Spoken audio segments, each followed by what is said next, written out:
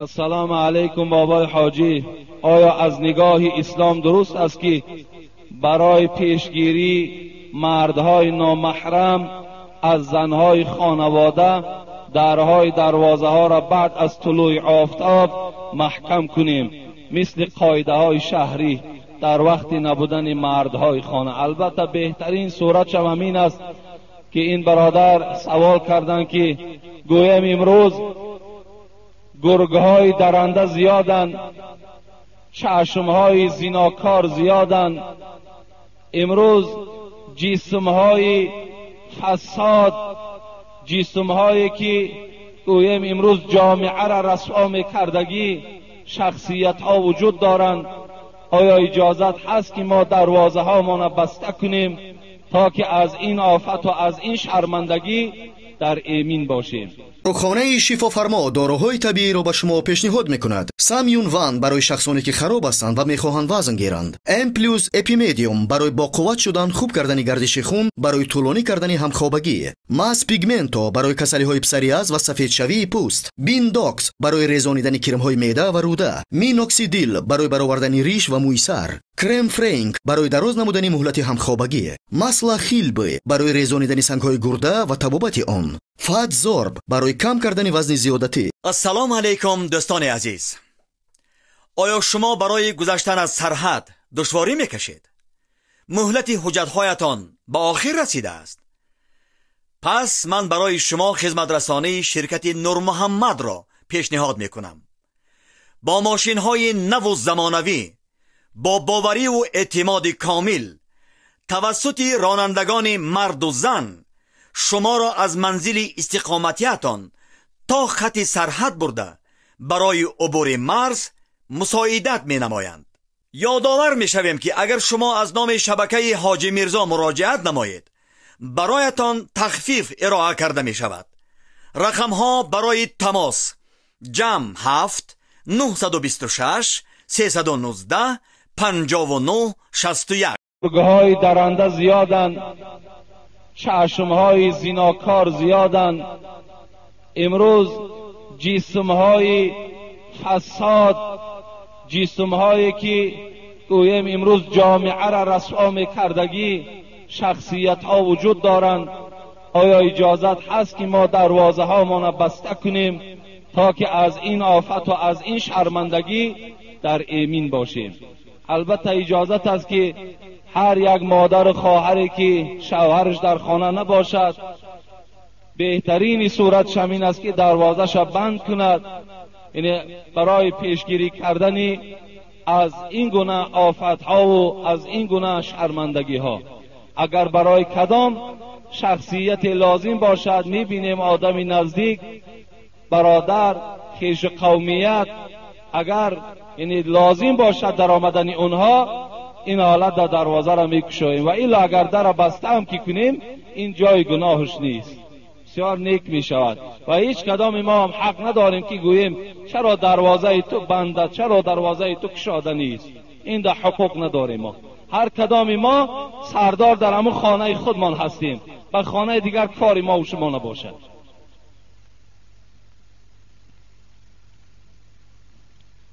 بسم الله الرحمن الرحیم. الحمد لله رب العالمين والعاقبة للمتقين والصلاة والسلام على رسول محمد و آله و اصحابه اجمعین. بعده استاد مهربان، خداوند ایمان شما را کاملتر و علم شما را زیادتر گرداند. من یک نفر خواهر اسلامی شما ختم کرده دانشگاه اسلامی به نام امام ترمذی شهر دوشنبه هستم. من سال 2004 به خواست پدر و مادرم با جوان به شوهر برآمدم. مادر یک پسر دوست رو یک هستم و 1 سال می شود که در خانه پدر و مادر خود زندگی دارم. حالا شوهرم جواب مرا دادگی نیست، اما من دیگر با او زندگی کردن نیستم. سوال من با شما چنین است: شخصی که عائله مسلمان را ویران سازد گوید که تو زنت را سر ده، من خودم تو را زن می دهم و دیگر گپها، پاداش کار او چیست؟ حال آنکه لانه گنجشک را ویران سازند چقدر بی‌ضابطه می شود. شما تصور کنید استاد خانه آدمیزاد را ویران میکنند. فرزند من هیچگاه گرسنه و لوچ نمیماند. خداوند رازق است و فرزند من همه چیز میرسد، تنها مهر پدر نمیرسد. شوهری که زن نکاحی خود را با زنا تهمت میکند، با گپهای اپش گوش کرده فرزند حلالی خود را حرامی میگوید و از فرزند خود روی میگرداند، خداوند با آن خیل شوهر چی مناسبتی دارد؟ استاد التماس کمی هم که باشد در این خیل آدم ها سخن گویید، آنها را نصیحت کنید.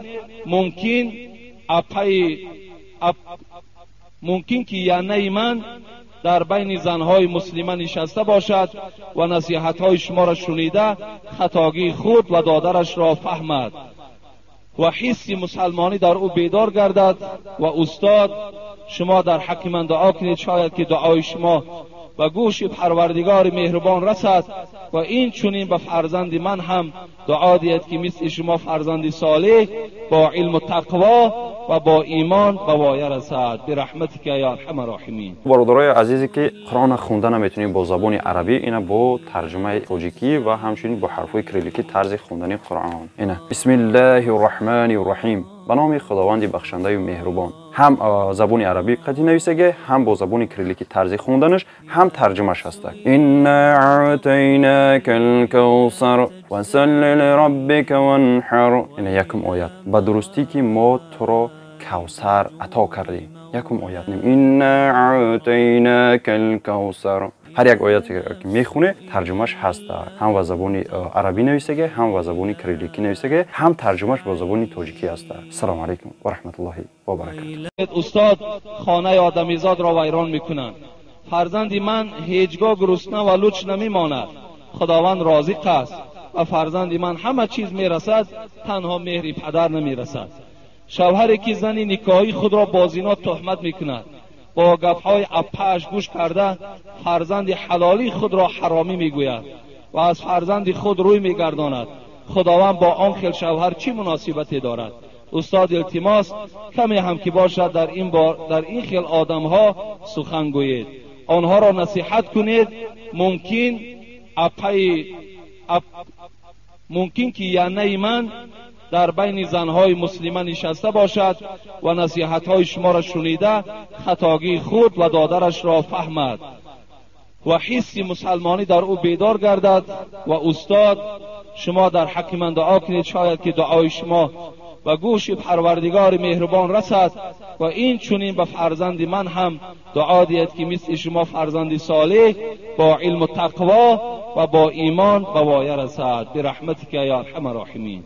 یعنی این خواهر گویم یک مصیبت خیلی وزنینه که جدا شدن، خانه ویران شدن خیلی البته مصیبت وزنینه هست، چگونه که حبیب خدا صلی الله علیه و سلم میگوید یعنی ابغض الحلال الی الله الطلاق.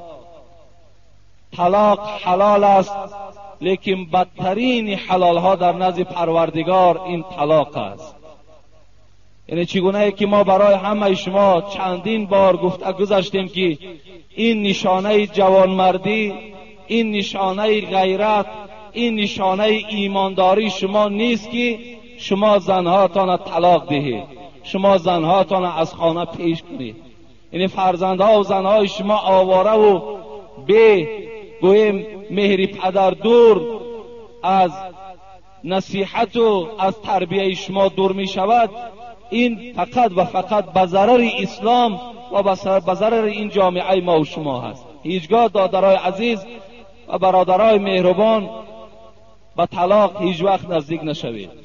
و این شخصی که زن خدا تهمت میکند و میگوید فرزند تو حرامی است و تو مثال زناکار و دیگر هستی، حبیب خدا یک حدیثی دارد اجتنبوا سبع الموبقات، شما از 7 چیزی که هلاک تان میکند در دنیا و در آخرت شرمنده تان میکند، از این 7 چیز دور باشید.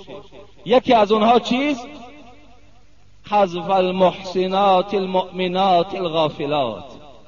یکی از اونها تهمت کردن زنی که وای بیچاره درک ندارد، نه به زنا نزدیک شده است، نه فرزندش از راه حرام است، فقط و فقط در تهمت گرفتار شده است، حبیب خدا گفت این تهمتگر از جمله این 7 نفری هست که در دنیا و در آخرت وای هلاک می شود.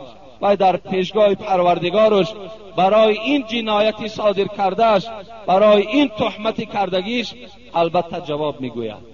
لیکن گویم آن اپایی که یا دادری که یعنی با این کار دست دادن، از زن جدا شدن، من برای تو زن میدهم، تو را صاحب زن میگردانم، یعنی اینها گویم اینم نشانه ایمانداری نیست، اینم نشانه مسلمانی نیست.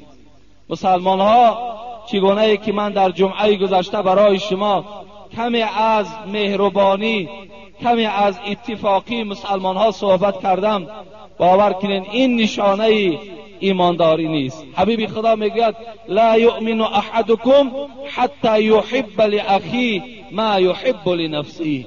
ایمان ندارد یکی از شما تا زمانی که آن چیزی را که برای خودش دوست می‌دارد برای برادر مسلمانش دوست ندارد.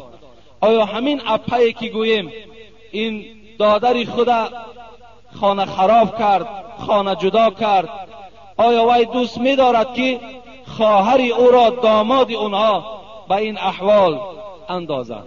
آیا دوست می‌دارد؟ البته دوست نمی‌دارد. مادامی که خانه ویرانی خواهر خودت را دوست نمی‌داری، باید خانه ویرانی دختر همسایه را برای خودت روا نبینی. این نشانه ایمانداری ما و شما است. این غمخواری است. باور کن این دشمنی است، این کینه است، این حسد است، این بدبختی است که ما و شما نسبت کلین و نسبت گویم دختر مردم و ما و شما گویم دختر همسایه است، دختر عمکمان است، دختر یگان برادر مسلمانمان است. این گونه گویم عملها را وقتی که ما و شما جاری میگردانیم، این نشانه بی ایمانی و ضعیف ایمانی ما و شما را نشان میدهد.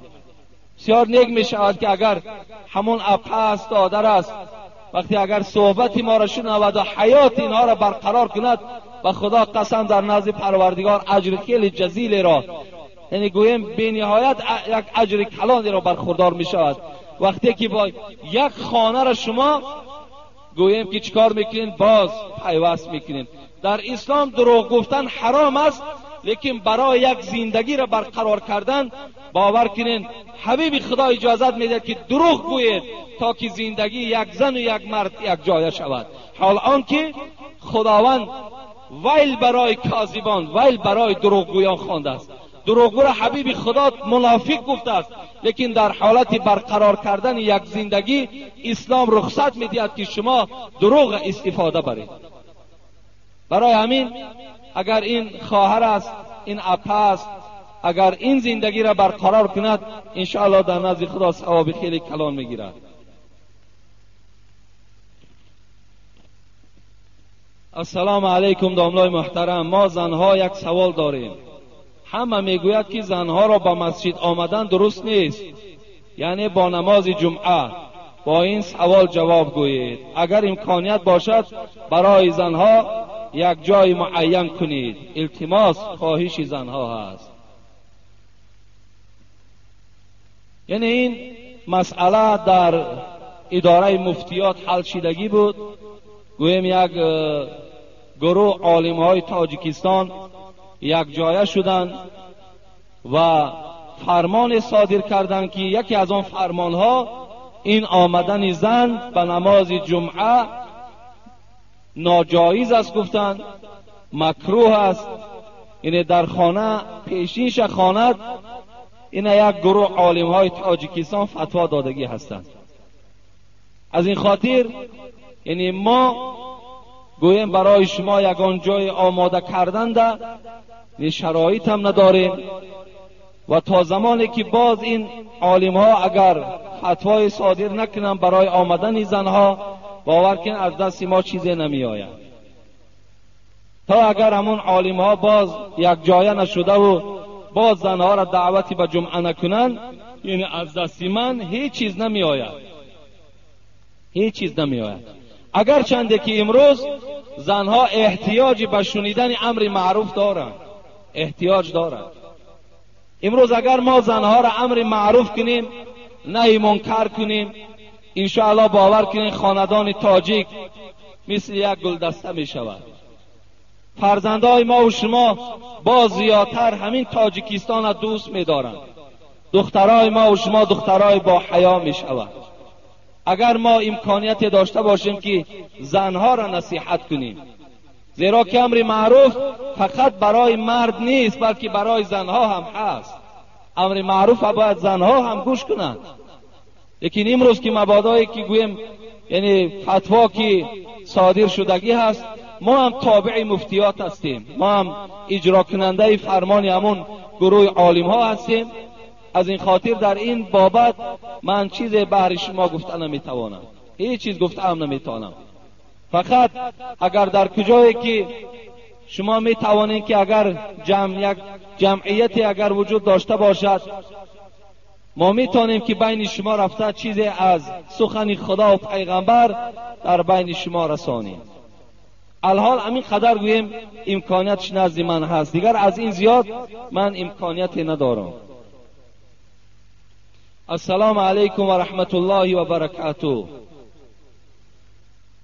الحال مادرای که گویم که صحبت مرا انشاءالله میشنوند، از اونا الحال گویم خواهش من همین است که همون زن انصاری، همون زنی که از مدینه نزد حبیب خدا آمد و گفت ای حبیب خدا، مردها نماز جمعه می روند، مردها نماز جماعت می روند، مردها نماز گویم عید می روند، مردها عیادت بیمار می روند، این قدر ثوابهای زیاد اونها صاحب می شوند. ما باشیم در خانه نشسته ایم، چیکار کنیم که برابر مردها ثواب می گیریم؟ حبیب خدا به جانب مردمی که در اطرافش نشسته بود گفت آیا این گونه سوالی که این زن داد از دیگر زن شنیده بودین یا نه؟ گفتن نه نشنیدیم. گفت ای زن، گفت برو به تمام زنهای مدینه برسان که آن ثوابی را که مردها در نماز جنازه و در نماز عید و در عیادت بیمار و نماز دیگر ثوابهایی را که چی در جهاد و مردها برخوردار میشوند، شما هم برخوردار میشوین زمانی که در شوهرهاتون خدمتگار باشین. یعنی شما اگر خدمت شوهرها را کنین، شوهرها از شما راضی باشند، شما ثواب جهاد هم میگیرین، ثواب جمعه را میگیرین، ثواب نماز جنازه را میگیرین، ثواب عیادت بیمار هم خداوند در نامه اعمال شما می نویسد.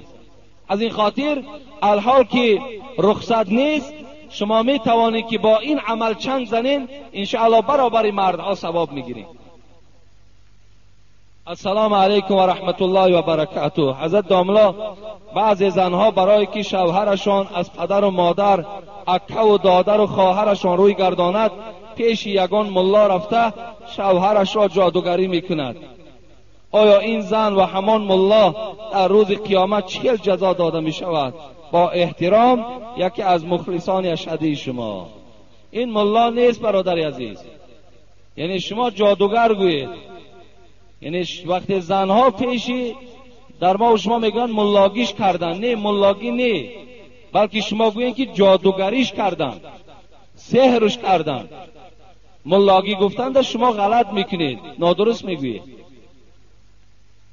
و پیشی ملا هم نه، ملا هیچ وقت جادوگر نمی شود، آدم کافر جادوگر می شود. آدمی که از دین روی می گرداند، انسانی که گویم ایمان ندارد، در نزد پروردگار شرف و قدر ندارد، وی جادوگر است، وی فالبین است. حدیث های رسول اکرم صلی الله علیه و سلم به سمع شما می رسانم، باز گوش اندازین. این مسئله مهم است. اگرچه امروز در کولاب خدا را شکر که قریب کی نیست، لیکن در پایتخت خیلی زیاد است. فالبین ها و جادوگرها، مردم به آنها خیلی اعتقاد دارند و بسیار مراجعت میکنند. گوش میاندازیم که پیشوای ما معلم حبیب خدا به شما چی وظیفه میدهد، چی دستور میدهد. اگر این حکم حبیب خدا را شما ترک سازید یا اهمیت ندادین، شما در نزد پروردگارتان عاصی و گناهکار هستید. همون حدیثی که الحال خواندم، اجتنبوا سبع الموبقات، 7 طایفه که در دنیا و در آخرت هلاک شدن، شرمنده در خجالتن. یکمش کسی است که شریکی در پروردگار میارد، دویمش جادوگر است. دویم نفرش جادوگر است، کسی که در دنیا علم جادو را می آموزد یا علم جادو را با کسی تعلیم می دهد یا با طریق جادو گویم دلگرمی و دلخنکی و دیگر عملها را انجام می دهد. من اتی عرافا فسأله عن شيء فصدقه لم تقبل له صلاة 40 لیله. این حدیث امام مسلم است. حبیب خدا میگوید کسی پیش یک فالبین میرود و آن چیزی که فالبین میگوید این کس میگوید که راست گفتی. همین کلمه راست گفتیش حبیب خدا گفت که 40 روزه عبادتت از نامه اعمالت خط زده شد. 40 روزه نماز، یک کلمه که گفتی راست گفتی، 40 روز نمازت محروم شدی. میدانی نمازت این برای تو در روز قیامت دستگیر است. تو دستگیری خودت، یاردمچی خودت کرک کردی، نابود کردی. من اتی عرافا او کاهنا فصدقوا بما یقول فقد کفر بما انزل علی محمد صلی الله علیه و سلم. کسی که پیش یک جادوگر می رود، کسی پیش یک آدمی که غیب گپ میزند می رود، کسی پیش یک فالبین می رود و تصدیق میکند آن چیزی که وی میگوید، حبیب خدا گفت فقط کفر بما انزل علی محمد، شما به قرآنی که بر محمد نازل شده از کافر شده. کسی که پیش فالبین یا پیش جادوگر می رود. ان عایشه، این حدیث متفق علیه است، سأل رسول الله صلی الله علیه و سلم اناس من الکهان، یک گروه مردم پیش حبیب خدا آمدن. عایشه میگوید، مادر مانزن رسول اکرم، دختر ابوبکر صدیق، میگوید من گوش داشتم نزد حبیب خدا بدم. گفتن که ای حبیب خدا در حق همین جادوگرها چی میگویی؟ از جادوگرها پرسیدن. لیسو بشیء، حبیب خدا گفت جادوگرها این چیزی نیستن. گفت این هیچ چیز نیستن. گفت اینا. فقالوا یا رسول الله، این مردم گفت ای حبیب خدا انهم یحدثون احیانا بشیء فیکون حقا. ای حبیب خدا گفت اونها را گوش انداز، بعضی وقتا چیزایی میگویند که حق است، بعضی چیزهایی را پیشکی میگویند که حقیقت دارد. رسول اکرم چی گفتند؟ فقال رسول الله صلی الله علیه و سلم تلك الكلمة من الحق يختفوها الجني فیقرها فی اذون ولیه. حبیب خدا گفت که آن کلمه حق را که این جادوگرها و فالبینها به سمع شما رسانیدن، این کلمه حق را آنها از آسمان دزدیدن، از بین ملائکه ها دزدیدن، آمدن در گوش همون ولی خودشان که جادوگر است در گوش او گفتند. فیخلطون معها 100 کذبتین. حضرت گفت بعد آنه که یک کلمه حقی را که این جنها از آسمان می دزدند و آورده در گوش همون سردار خود می گویند، این جادوگر 100 دروغ دیگر را با او آمیخته می کند و بین شما پیشنهاد می کند. در روایت بخاری است که عایشه روایت می کند، می گوید جنها نزد ابر می روند، تا نزدیکی ابر می روند، آن صداهایی که در آسمان، آن واقعه هایی که در آینده رخ می دهد جنها گوش می کنند و اونها را گرفته آورده در همین جادوگر و فالبین هایی که اونها یار شیدگی هستند در گوش اونها میرساند و اونها به شما میرسانند، شما میگوید حق میگوید. حبیب خدا گفت شما در داخل اون 100 دروغ دیگر وجود دارد، باور نکنید. گفتند هر کی سازد قول فالبین را قبول، در حقیقت کافر است و لا قبول. یا کنی تصدیق قول فالبین یا کنی دشنام رب العالمین، برابر است. بسیار گناهی وزنین است. دادرای عزیز، هیچ وقت به اینها تکیه نکنید. اونا آدمای جینی هستند، اونا جین دارند. اونها را باید که دعاخوانها دعا خوانند. اونا گویم باور که در این جامعه ما بی‌نهایت ضرر کلان میرسانند. کسی که پیش اونها میرود اون را هم صاحب جین میگردانند. یعنی کسل‌های دیوانه کسل و هر گونه کسل‌هایی که خیالی میشوند همش از حساب هم جادوگر و فالبین هاست که لشکرهای زیاد دارند. کسی با آنها مراجعت میکند اون هم الکی در چند جینی او گرفتار میشود. هیچ وقت با آنها نزدیک نشوید. از آنها باور هم ندارید. از آنها هیچ فایده ای نیست. و همان زنهایی که میخواهند شوهرهاشان دوستشان دارند، آخر از دست فالبین چی می آید؟ از دست جادوگر چی می آید؟ تو خدمت شوهر کن، شوهر از تو راضی می شود. و تو در دنیا به واسطه جادوگر مثال گویم دلی او را گرم میکنی، در قبر در آخرت در نزد پروردگار چی میگوی؟ حبیب خدا میگه ایما امراتین ماتت و زوجها عنها راض دخلت الجنه.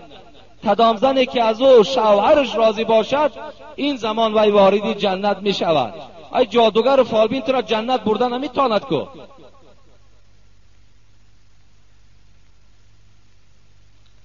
دزدانی که در بازارها پول دزدی میکنند، خداوند با آنها چگونه عمل میکرده باشد؟ التماس جوابشان منتظرند. ای مال یک برادر تا دزدی کردن، گویم یک برادر مسلمان تا ضرر رسانیدن، آیا چی فایده دارد؟ همون حدیثی که اتدرون من المفلس، حبیب خدا گفت ای صحابه ها میدانید مفلس کیست؟ قالوا المفلس فینا من لا درهم له ولا دینار له. مفلس گفت بله ای حبیب خدا کسی است که پول ندارد مال ندارد، این مفلس میگویند. گفت نه، گفت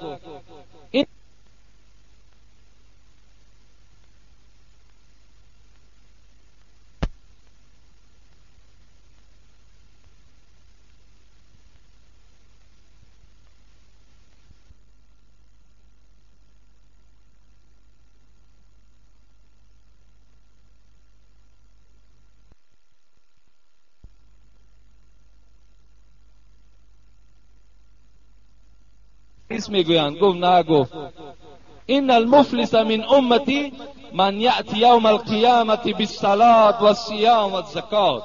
حبیب خدا گفت مفلس کسی است که در روز قیامت نماز دارد، روزه دارد، زکات دارد. خب لیکن وای راست میکنن همین نماز خانه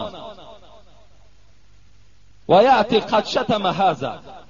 یک کس می آید و پروردگار می گوید ای الله همین شخصی که نماز می خواند، زکات می داد، روزه می گرفت، همین آدم در دنیا مرا دشنام دادگی هست و اکل مال هذا. دیگرش می آید می گوید ای پروردگار انا همین شخص در دنیا پول مرا دزدیدگی بود.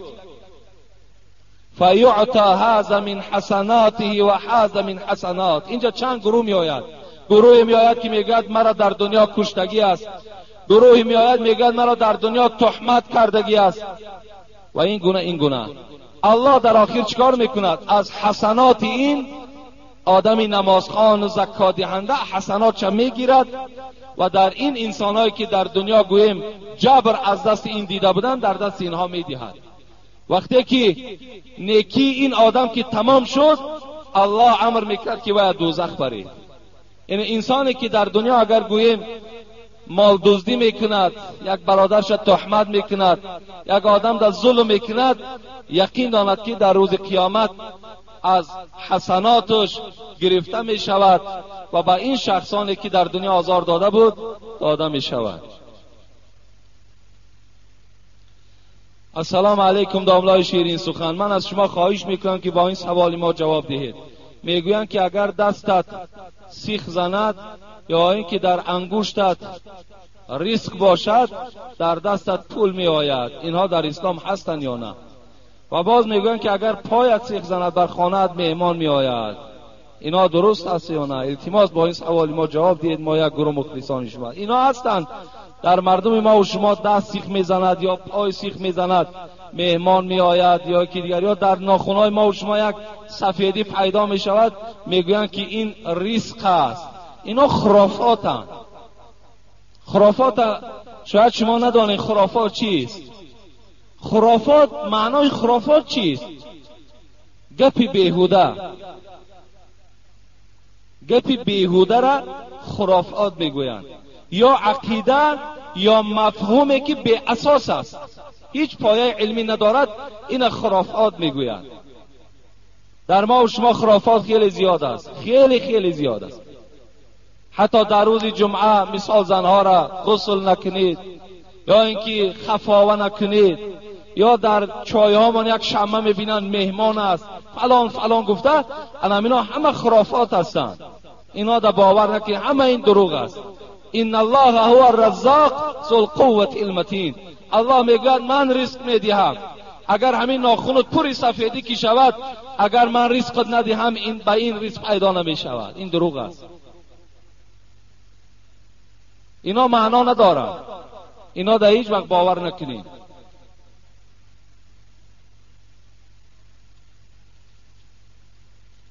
بسم الله الرحمن الرحیم. السلام علیکم اکای حاجی. خداوند زبان شما را باز هم شیرین تر و براتر بگرداند و دشمنی تو را کور بگرداند. از برادر شما یک سوال. من چند بی نماز را با واسطه دروغ گفتن، حال آنکه دروغگویی نقض نیست و پیامبر ما گفتند الکذب لامتی، یعنی دروغگو امتی من نیست. من چند بی نماز را با واسطه دروغ نمازخوان کردم. این کار کرده من درست است یا این حدیث پیامبر محمد صلی الله علیه و سلم مرا در فکر ماند؟ التماس اکای حاجی جواب این سوال مرا خوب میشد که پره به ما میگفتید. خدا شما را نگه دارد. برادر عزیز، در اسلام دروغ گفتن حرام است. چگونه که چندین حدیث ها را ما در باب 5 صفت مؤمن برای شما گفته بودم که حتی حبیب خدا گفتند که از برای پیغمبر گفتند آیا مؤمن ترسانچک می شود؟ گفتند بله مؤمن ترسانچک می شود. گفتند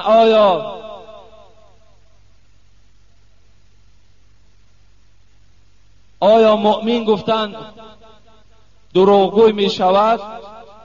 حبیب خدا گفتند نه. گفتند مؤمن دروغگوی نمی شود. مقصد آدم مؤمن باید دروغ نگوید، لیکن در اسلام در 3 حالت دروغ اجازت میدهند. یکی در حالت حرب، حالتی که جنگ باشد، یعنی از دو طرف دشمن ها و این طرف مثال گوییم آدمانی که با این دشمن ها می جنگند، برای جای خود عوض کردن که پیش از آنه که دشمن تو را کشد تو دشمن را مثال به قتل رسانی، این حالت هم اگر فریب دهی این هم جایز است، دروغ جایز است. دوم اصلاح بین 2 نفر، چگونه که گفتیم یک عائله را برقرار کردن یا 2 برادری که با یکدیگر قهری هستند، اینا را ما میتونیم که با واسطه دروغ در پیش اینش اینش تعریف کنیم، در پیش اینش تعریف کنیم و هر دینها را باز چکار کنیم؟ برادر همون اصلی گردانیم. سوم میتواند که مرد زنش را و زن شوهرش را دروغ گوید. این هم در اسلام اجازت دادن.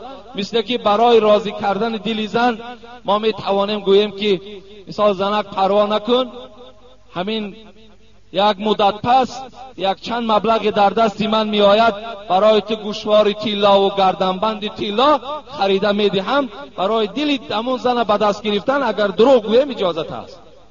یا گویم زنک پروا نکن، سال آینده من تو را حج روان میکنم، این هم اجازت است. ببین تا که در بین زن و شوهر الفت و مهربانی باقی ماند. وای با یک دل امیدی که یعنی همین شوهر با من مهر دارد، یعنی با من محبت دارد، در نیتی گویم که یعنی زیبا کردن و آبادی من این شوهر است، گفتند یعنی اسلام اجازت میدهد.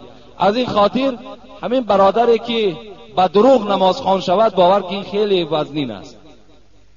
امروز الحمدلله که وای مثال ببیند توده جوانها را نماز خواندن، اینقدر احادیث ها، اینقدر آیت های قرآن، نسوی پروردگار توبه میکنی که خداوند اگر گناه باشد گناه تو را بخشیده گرداند. و این برادری که نماز خوان شده است یعنی خوش به حالش که البته از دست شما هدایت یافته است. در همین سه حالت اجازت میدهند که اگر ما و شما دروغ گوییم. بابای داملا السلام علیکم، عوض کردن دندان پوسیده با تیلا برای مردان درست است یا نه؟ اگر نه برای چی عوض باید کرد؟ بر چی عوض باید کرد؟ یعنی امروز گویم که فتواشم صادر شده است، فتواهای اکای داملا محمدی هست، در فتوای محمودی هم بسیار یک بیانی خوب کردند که اگر ضرورت باشد ما و شما دندانها من تیلا هم کنیم باکی نداره. این اگر دندانهای پوسیده داشته باشیم، خب دندانهایی که ما و شما را آزار میدهد اگر اونها را تیلا هم که کنیم ضرری نداره از روی ضرورت. لیکن از روی زیبایی و زینت در اسلام حرام است، هیچ وقت اجازت نمیدهد. لیکن اگر شما گویم که تیلا را هم یک طرف گذارین و از صدف یا از دیگر نمودهایی که الحال برآمده است، سنگهایی که یعنی بسیار قیمتش از تیلا هم بالا است قیمتش، فرفور میگوین یا که فاسفور میگوین چیزی میگوین، اگر از اونها هم که کنیم با اینش بهتر. لیکن اگر با اون شرایط ما نرسید تیلا هم که کنیم رخصت است، اجازت است. دوم سوال، خوردن گوشت جیره، قشقلداق، روغن خیرس و بسیار به مانند اینها به نیت تبابت درست است یا نه؟ برادر عزیز میگه یک شخص از حبیب خدا را پرسان کرد که حبیب خدا همین عرق در جسم آدم فایده دارد؟ در جسم گفت گویم که یک شکل تبابتی را دارد. حبیب خدا به جانب این مرچی گفت انه لیس بدواء ولکنه داء. این حدیث مسلم است. حضرت گفتن نه، گفتن عرق، گفتن این دوایی نیست بلکه گفتن سر به سر درد است. گفتن انسان وقتی عرق می نوشد گفت هیچ فایده در جسم او نمی شود بلکه سر به سر بدن او را درمند می کند، جسم او را ضعیف می گرداند، اعضاهای او را گویم باز بیمارتر می گرداند. این شفا ندارد. ان الله انزل الداء والدواء وجعل لكل داء دواء فتداووا ولا تتداووا بحرام. حبیب خدا گفتند پروردگار هم درد داده است و هم دوا داده است، هم درد دارد هم دوا دارد و از برای هر یک درد دوای هم پروردگار روان کرده است. و حبیب خدا گفتند شما دوایی کنید لیکن فقط به چیزی حلال دوایی کنید، از حرام ها دور باشید. حضرت ابن مسعود چی میگوید؟ ان الله لم یجعل شفاءکم فی حرم علیکم. در آن چیزی که الله و حرام گفته است در او شفا گذاشتگی نیست. شما به چیز حرام هیچ وقت تبابت نکنید. این است در باب گویم که با چیز حرام تبابت کردن. در حالت چیز حرام در فقه از آن جمله حنفی هم رخصت میدهند که اگر تمام حلال کرده ها را استفاده میبریم، تمام معالجه های دکتر را استفاده میبریم، میبینیم که هیچ فایده نمی شود، بعدا یگان طبیب حاذق، طبیب دانایی که اگر ما و شما را دلالتی با چیزی حرام کند، این حالت در اسلام برای ما رخصت میدهد که یک کم برای تبابت استفاده میبریم.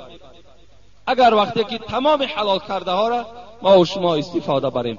در برابری گویم همین میگن روغن خرس گرم است، گوشت گوسفند هم گرم است، عسل هم گرم است، گوشت مرغ هم گرم است، بسیار چیزایی هستند که اینا هم میجازشان گرم است. شما میتونید با این حلال کرده ها، زیرا که وقتی که شما عرق نوشی را پیشنهاد کین یا یگان چیزی حرامه که خوردن گرفتین، این علاقه شما را عادت میکناند، شما علاقه عادتی میشوید.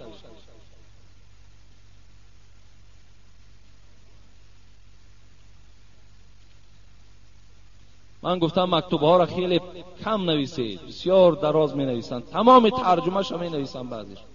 بسم الله الرحمن الرحیم.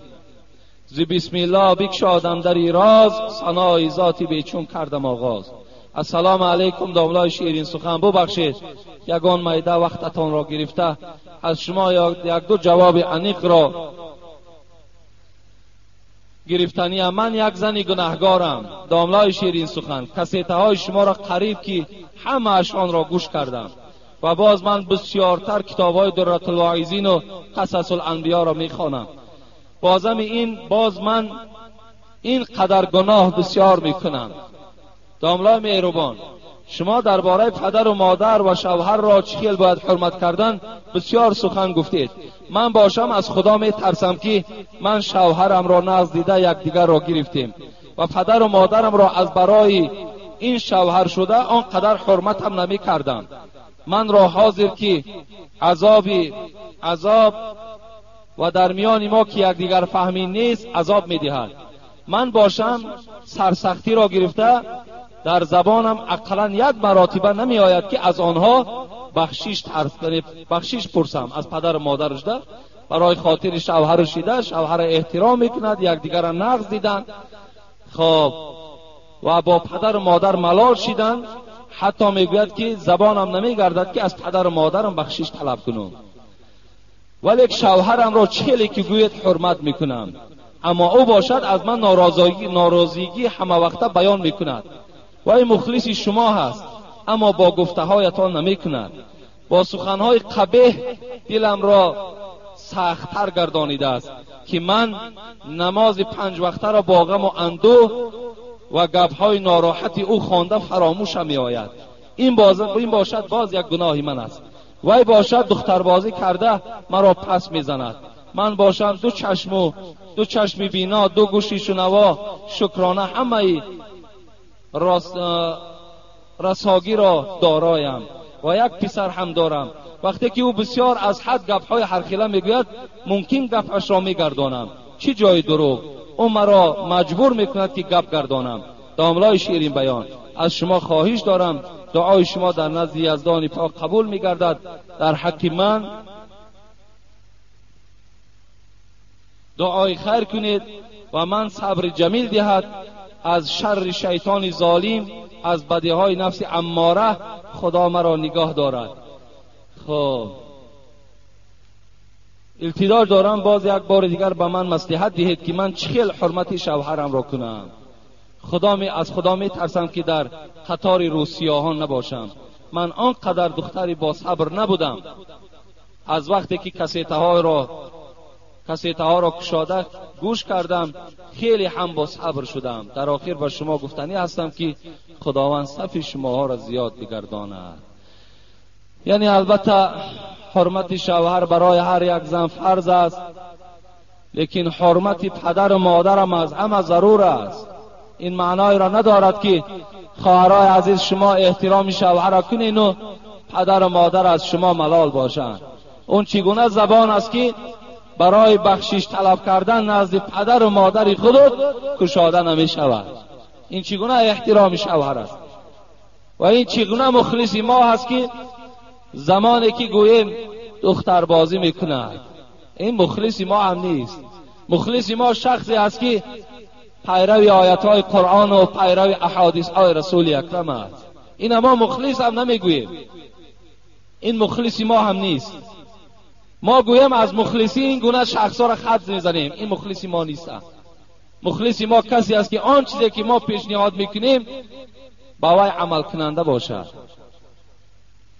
حبیب خدا میگوید ان رجلا قال، یک مرد پیش پیغمبر خدا آمد و گفت ما حق الوالدین علی ولدهما، حق پدر و مادر بالای فرزند چند قدر است؟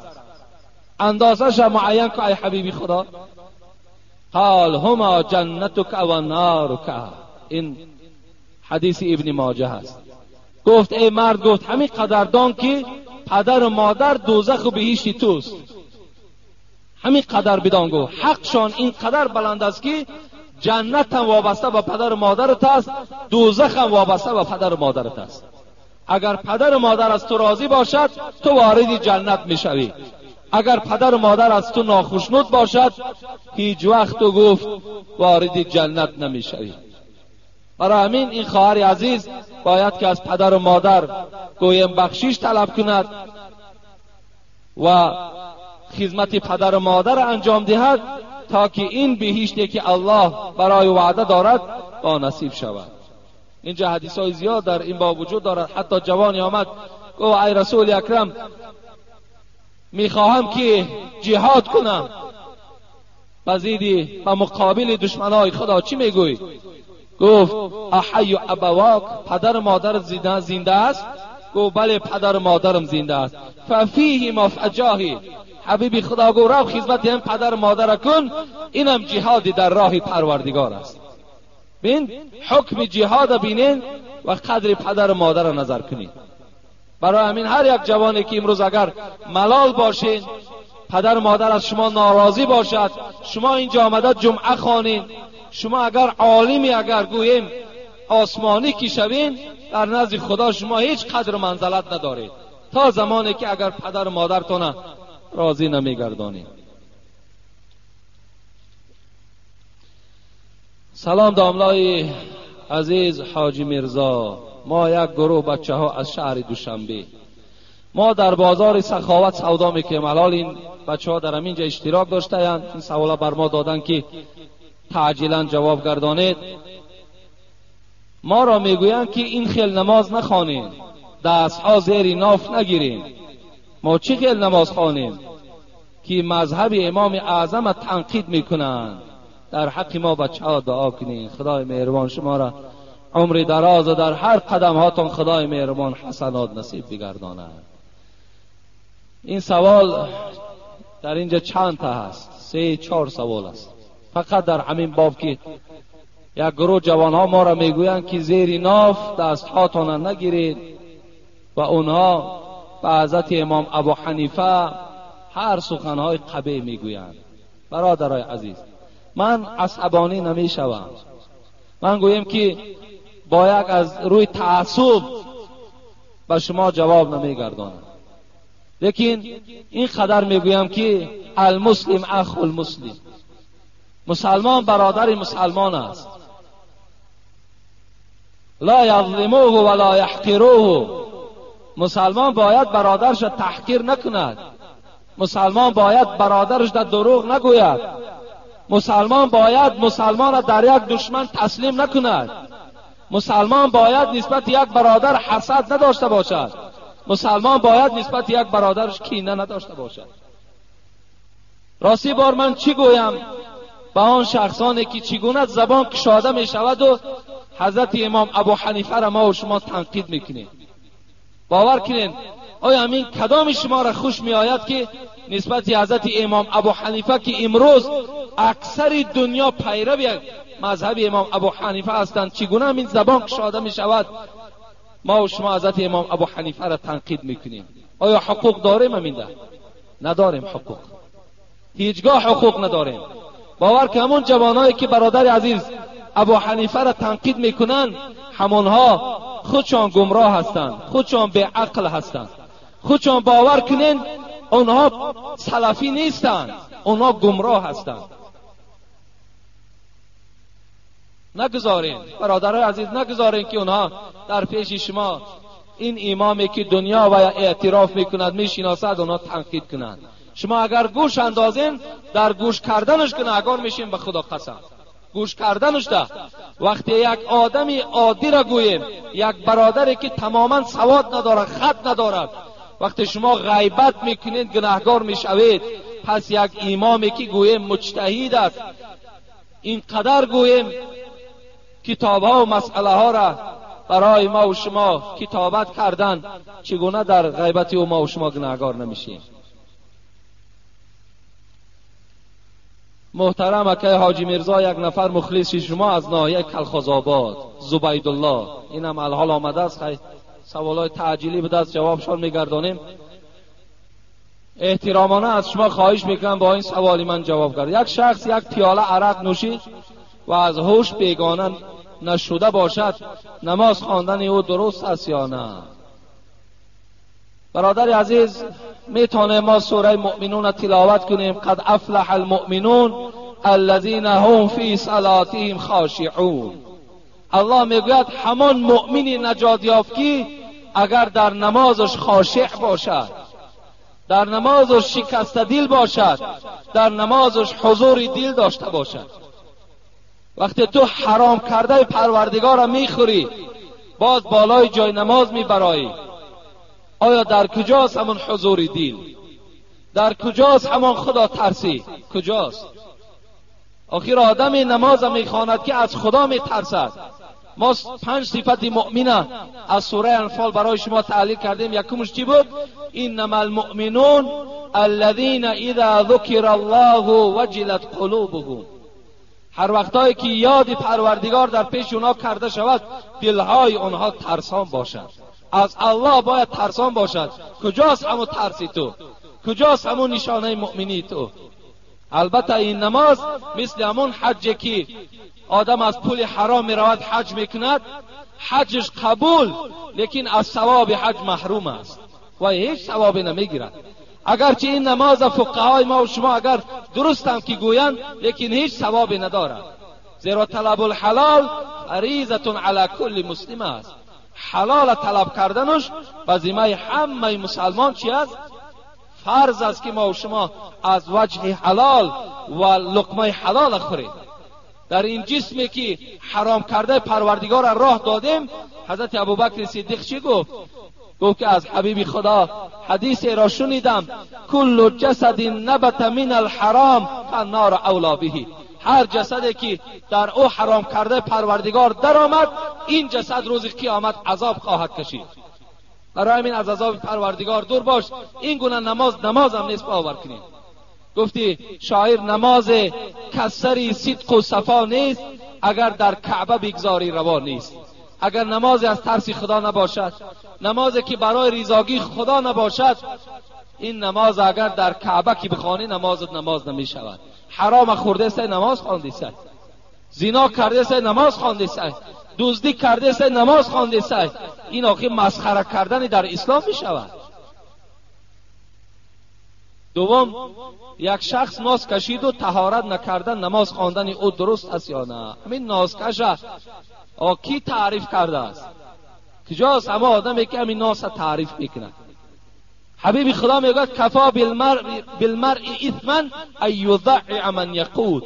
از روی گناه برای همون نازکش میگوید بسنده است که حق کودکاش در نازخری استفاده برد. اگر همون پولی که در نازکشی و سیگارت کشی اگر ما صرفش کردیم، این حق کودکا است. ما در روی گناه همینش میگد برای شما بسنده است. اگر ناز کشیدی طهارت کن، سیگارت هم کشیدی طهارت کن. این از روی تقوا هست، این از روی پرهیز است. زیرا حبیب خدا گفتن کسی پیاز میخورد، کسی سیر میخورد، کسی ترب میخورد، کسی پودینه میخورد، با مسجد ما نیاید. زیرا بدن او بوی میکند، ملائکه ها از وجود او میگریزند. وقتی ناس آیا بوی ندارد؟ همین ناس کو همین نزد یک دهن نازکش، یک دهنش تماشا کنیم، باور که دهان نازکش با دهان آدم مانند نیست. مانند نیست. نه دندان حلال است، نه گوشت حلال دارد. یک بار گفته بودیم، بعضی آدما گفتن بسیار خوش آمد به مردم، لیکن باز میگیم که آفرین به همون زنی که در پهلوی نازکش خواب است. آفرین، باور کنید. انا مولانا میگه باید همون زن اگر فوکش بند خواب کنه درست است. میگه درست است.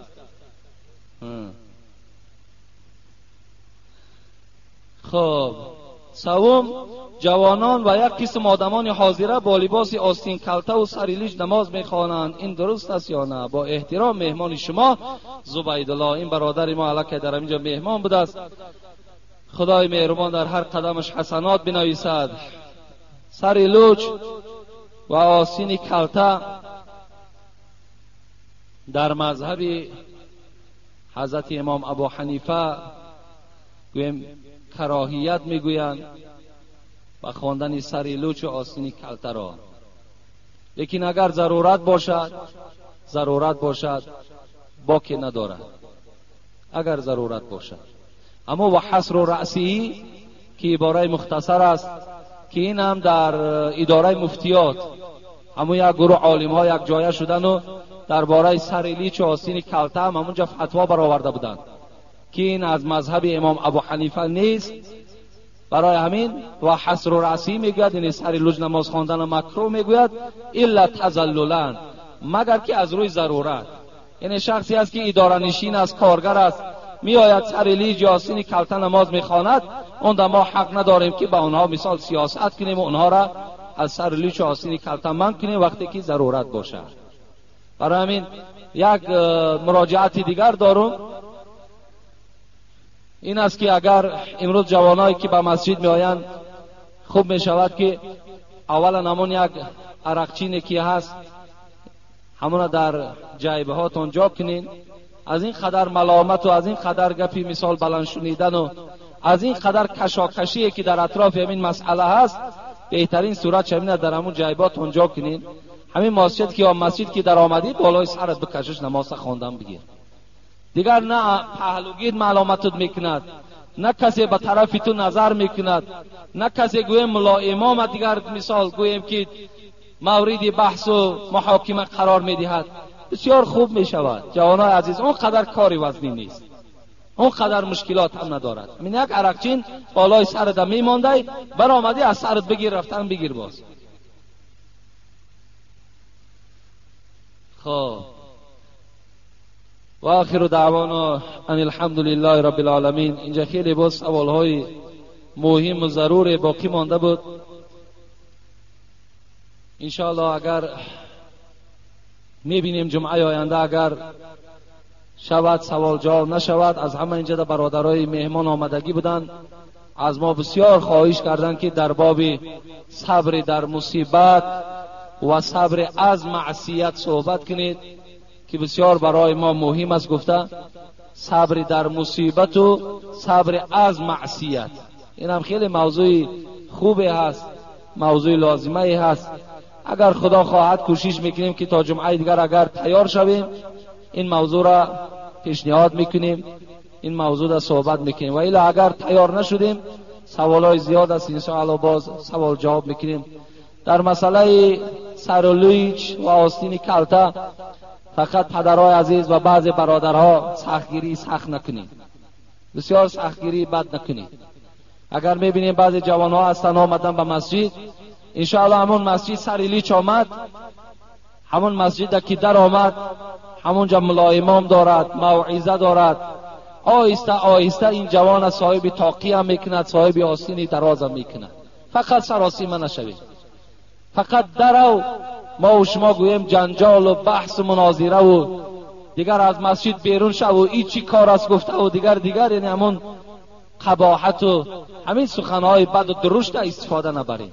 اول شکر گویم که همین جوان مسجد می آید، خیلی شکرانه کردن در کار، شکرانه کردن در کار که امروز این جوانها در پهلوی همون شخصایی که دزدند، عرق نوشند، در قدر را بیکار و بی نماز نشستگان در قطار اونها نیستند، بلکه آمده در مسجد اشتراک میکنند، این صحبت ما را گوش میاندازند و این صحبت گویم در دل و جان اونها تاثیر میبخشد و این شخص میشود در خانه تو یاردمچی، در خانه تو را و مادرش احترام میکند، با عائلش زندگی خوب میکند. آهسته آهسته همش میشود، فقط ما و شما سراسیمه نشویم.